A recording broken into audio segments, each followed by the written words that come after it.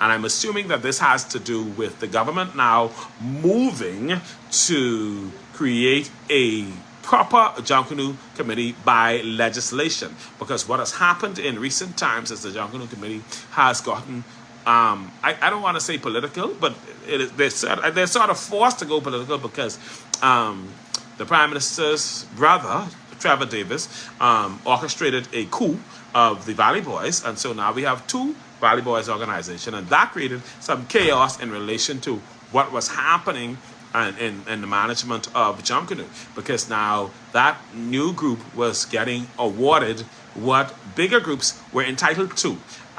They managed to go to court, and the old group lost out. I think it's Basil Adley, who was running the other Valley Boys event, to court with this new group of Valley Boys. And so Valley Boys is split into Valley Boys and Valley Boys Way Forward and something else. And so that has created a whole chaos within the Junkanoo group. Of course, within the Junkanoo community, of course, the JCNP sided with Basil Adley, while the government and the courts sided with the Prime Minister's brother. But of course, why not? Let's face reality. They can side with them. They can side with them because, of course, this is the government. You know, it is what it is. This is how they manipulate the court systems, and who in charge of the judges, and who can pay their salaries, and who is running things with them. And of course, the Minister of Youth also supported Trevor Davis, because of course he is the PM's brother, and the Minister of Youth is a part of the PM's cabinet, and so they're not going to go against each other. That's how these things work. It is unfortunate, and so the JCNP is now getting the brunt of the. Okay, the JCNP is now getting the brunt of the political. Okay, she said on TikTok I'm also lagging. Let me see what's going on. And my TikTok is on Starlink. Oh Christ. The JCNP is getting the brunt of the political war against them, and so that's a whole thing in itself. That's a whole crisis in itself, and so that's unfortunate. We can only pray for them to get sorted out.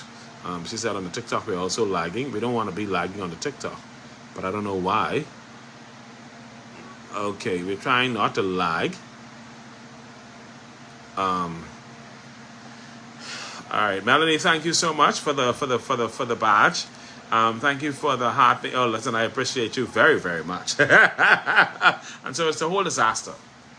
The Honorable Fred Mitchell, who's the Member of Parliament for Fox Hill, and who is now thrown in the middle of this issue with JCNP, is challenging JCNP with their issues, with what they're doing, because he says if they decide to stop Junkanooers from participating in the parade, this will affect livelihoods, financially and otherwise. And so that's a problem. And so for me, I don't know what JCNP is doing, and I don't know that they should target these community festivals by threatening groups or Junkanooers from participating in them. And I understand the JCNP said literally if anybody who is a Junkanooer with JCNP participates, they can either be suspended or expelled.